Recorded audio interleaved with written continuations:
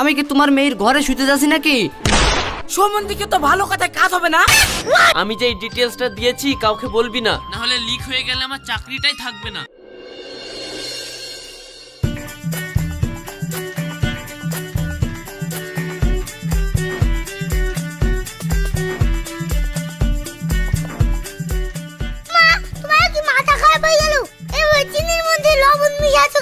এই চুপ চুপ চুপ, কি আবার কোথায় শুনি লিবে?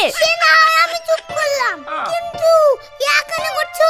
ও আসলে তোর এই সাবিনা চাচির সাথে কালকে চিনি আর ভালো তেল ধার করে নিয়ে এসেছিলাম, তো ভালো তেলের তো অনেক দাম, তাই সাদা তেলে হলুদ আর চিনিতে লবণ মিশাচ্ছি, চাইতে আসলে অয়ে দিয়ে দিব। তুমি তো বিশাল বুদ্ধি কাটিছো।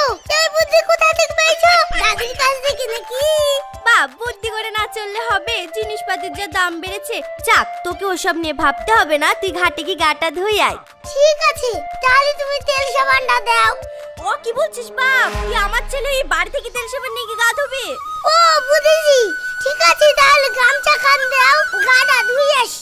ঠিক আছে বাপ।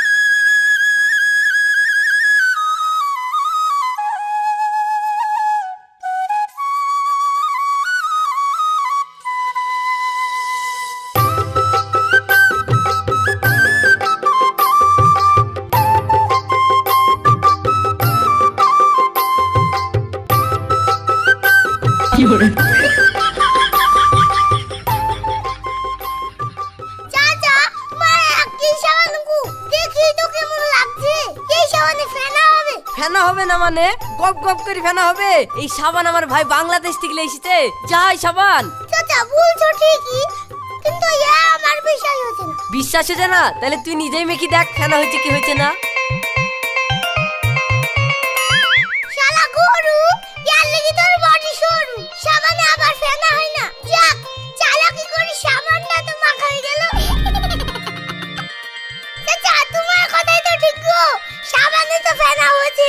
নাও।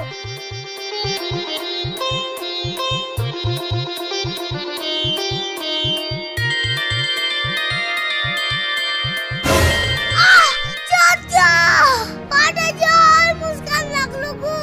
ও, থাকতে পারিনি। এই থামো থামো থামো, লড়ো না, আমি তেল দিয়ে ডলে দিছি।